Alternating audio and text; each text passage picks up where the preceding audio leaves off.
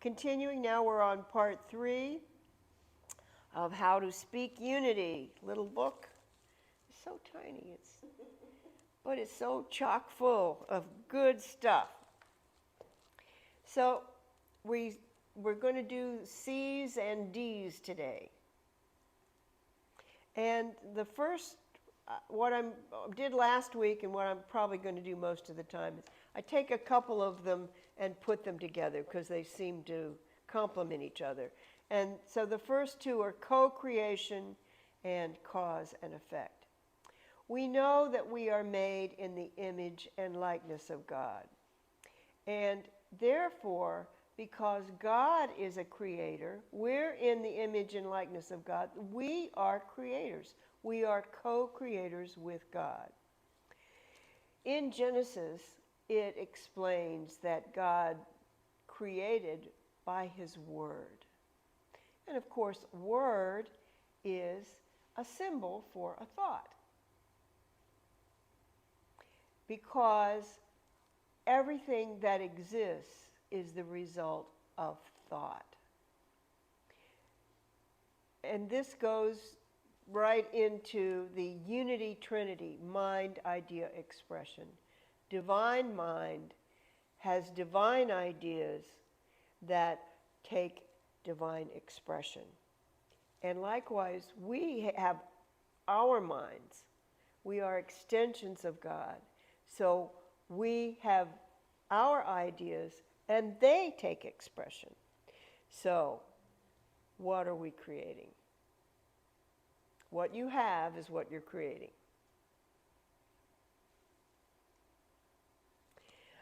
Quoting from Temple Hayes in the book, as we awaken, we begin to change how we are thinking, which is the cause, so we may change what we see in our lives, the effect.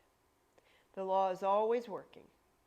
Even if we say it's not working, it proves itself by not working for us. So, you know the old joke, man plans and God laughs, right? Well, we all have plans, and sometimes we find that there's a wrinkle in the plans. Things are not going as we wanted. It can be a big thing or a little thing. It can be an unpleasant or scary diagnosis. You can get a letter in the mail having to do with finances or legalities that you find upsetting. A big thing or a little thing. We all have challenges. Charles Fillmore referred to the mundane level as sense consciousness. We can all operate on this, we do, to varying degrees. We all operate on sense consciousness. If you stay on sense consciousness when you have a challenge, what will happen is you keep going over it in your mind. And the more you go over it, the bigger it gets, the nastier it gets. It turns into a red alarm challenge. And gradually it gets nastier and nastier, especially as you talk about it to your friends and family. You know, she said this, and then I thought, oh, I should have told her no. You know, how many times we go over things and over things and over things. And it just puts more energy into the challenge until eventually it can become totally overwhelming. I just can't deal with it. I can't take it anymore. The approach of the true student to deal with a challenge is to recognize that here is something that needs to be dealt with, but I'm going to deal with it as a spiritual being. And I know that no challenge has any power over me. This diagnosis has no power over me. This overdue bill has no power over me. This speeding ticket has no power over me. Whatever it is, we affirm God is in charge.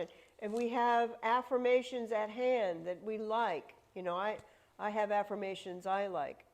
And you should use affirmations that bring forth a good feeling, because the feeling has the power in it. So we all have affirmations, or you can make up an affirmation on the spot. I am healed and whole. I am prosperous. I am loving and beloved. So as we say our affirmations, as we choose to deal with our challenges as spiritual beings, we find that the external world will respond. The challenge will begin to change. And eventually, it will become nothing but a change. You know, everything is constantly changing. You're not the same person who walked through the door. Some of your cells have died. Others have been created. So we're all always changing. The universe is always changing.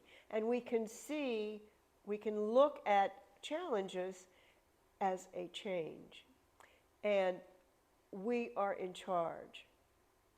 So that as a truth student, you can see a change as a blessing. Why? Because it was an opportunity for me to use my co-creative power. It was an opportunity for me to grow. And every time you do that, you strengthen, you create the habit of dealing with the smallest problems, finding a parking spot, dissolving the traffic jam, whatever little thing crops up in your mind, like Francesca Botticelli, I lost my keys, you know, lost my phone, whatever it is. But as we form this habit of approaching our challenges from a spiritual point of view, then the mind becomes accustomed to that. So that is co-creation and cause and effect. The next topic is the Christ. I touched on this in our first talk in this series, but you know, you can't talk about the Christ too much. We talk about Jesus as our way shower. What is he showing us the way to? He is showing us the way to expressing our divine nature as God intended it to express, and we call that the Christ. He said, the things that I do, you will do, and greater. He was trying to express to us, God wants us to grow up. He wants us to fulfill our potential. The next word is consciousness. I just loved her definition of consciousness. Consciousness is that to which we pay attention. Now you can focus your consciousness. If you're doing a crossword puzzle, you're focused on that. Or you can focus on doing your taxes. I know I'm reminding you that it's tax time, and so, you know, you all forgive me. Or any project that you do for yourself or for your work that requires that you focus. You can do that, and we're all taught to do that as children. However, what we are not taught is to stay focused. If you're not focused on something in particular, then we tend to just be on autopilot. Just, you know, washing your hair or doing the dishes or mowing the lawn or walking your dog or, you know, cooking breakfast, whatever you're doing, it's automatic. You've done this a million times, and you really don't have to even give it much thought. But if you're not mindful of what you're doing, you're not there. And even worse, what we tend to do is we put whatever we're doing on autopilot, like we're driving, and then we're mulling over those challenges. So that in the back of our mind, we're thinking what we're going to do about, we're going to find an external solution to this problem. We're going to give that person a piece of our mind, or we're going to do whatever. And really, if you are on autopilot doing your everyday life, and in the back of your mind, you're mulling over this grievance that you've got, you're really unconscious. You're not even living your life. You're not there. I love this particular image, and whenever I talk about mindfulness, I always search on the internet until I find it again. Mindfulness is paying attention to paying attention. If you are paying attention to paying attention, then you are living your life. You're conscious. You're in control. You make decisions based on your higher self as opposed to being on autopilot.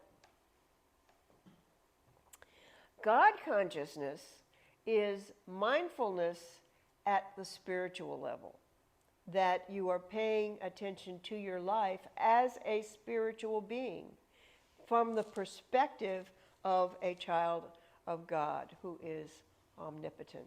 And as H.M. Lee Cady reminds us, and God cannot fail.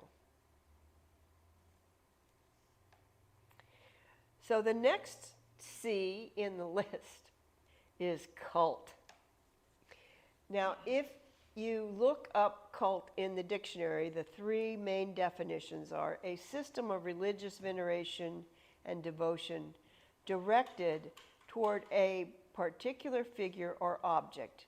For instance, the cult of St. Olaf.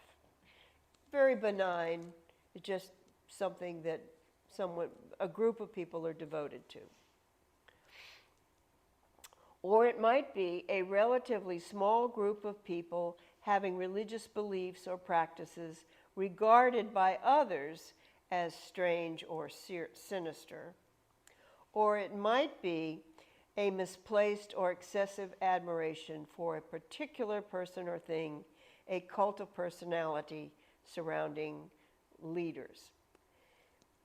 When we think of cults, the destructive, really unfortunate cults were, in my observation, cults of personality. Jim Jones, the Branch Davidians, charismatic leaders who developed a following of just fanatical followers who would do whatever they said, including commit suicide, which is common. But whether it's by suicide or going down in flames or just the death of the cult leader, pretty much then they're over with. The Charles Manson group is referred to as a cult.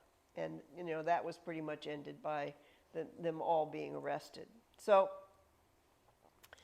looking at the second definition, however, a relatively small group of people having religious beliefs or practice regarded by others as strange or sinister.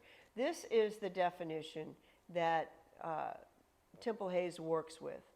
To say that someone belongs to a cult is a judgment that one person or one group makes against another person or another group.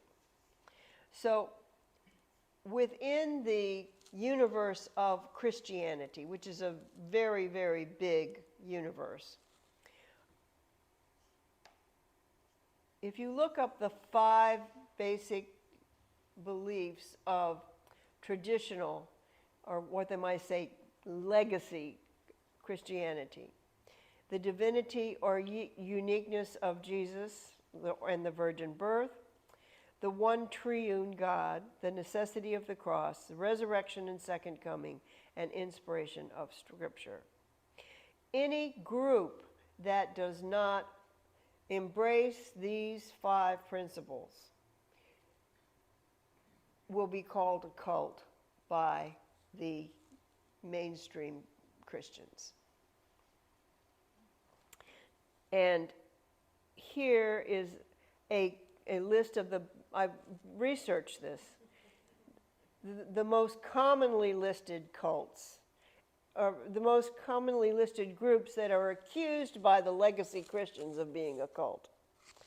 Scientology, Jehovah's Witness, the Mormons, the Universalists, better known as the Moonies, the Ku Klux Klan, the Nation of Islam, which is the Black Muslims, that's their common name, and United Pentecostal Church. I didn't know that, but there is a branch of the Pentecostals called the United Pentecostal Church, that's their official name, that other Christians look on them as being a cult. Now, in the past, when I have talked about this years ago, and I researched it, I was able to find articles or websites where Christian denominations list the cults that they're warning their people, stay away from these cults. And Unity would be on that list.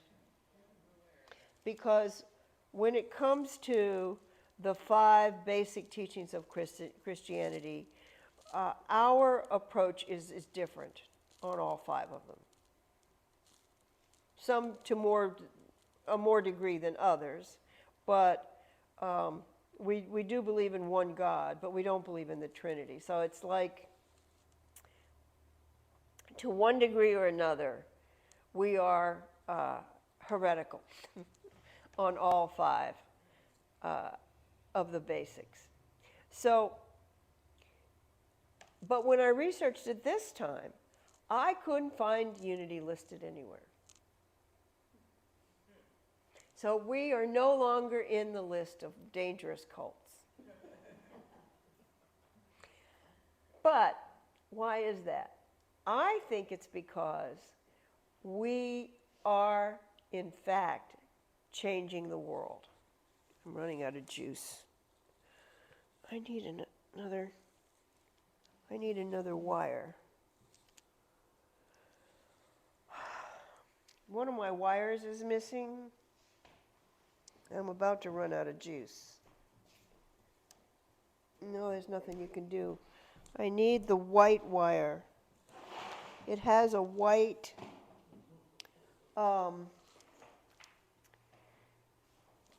brick.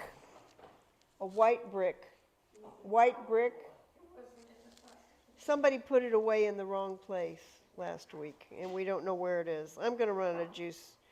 But, so I guess I better talk fast. Death. Oh, I wanted to say this. I think it's because we are winning. We are infecting the culture that we live in with a broader perspective, with a more tolerant perspective, with the attitude of both and instead of the old attitude of either or. And people are not so horrified that we don't fit within the standard categories. Death, we know, is a transition which we exchange our physical form of energy for another form of energy. Death is not the end, it's a new beginning. And life is spiral in nature, forever evolving. So just as a little kid evolves into childhood and into preteen and into teens and into young adult and into maturity, civilization follows the path. And what are you pointing at? Is there something here I don't see? I'm hoping my cord will appear. Okay. And I'm moving right along here. D for devil. I love this image. Whenever I talk about the devil, I always look for this image on the internet so that I can use it again and again. Because if I didn't know what Christianity taught, the Christians who produced this image, if I didn't know that, I'd be betting on the guy with the muscles. But this idea that there are 2 powers, this is not our image.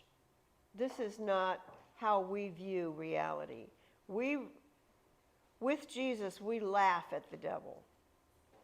It's a silly idea because we know there's only one presence and one power in the universe and in my life.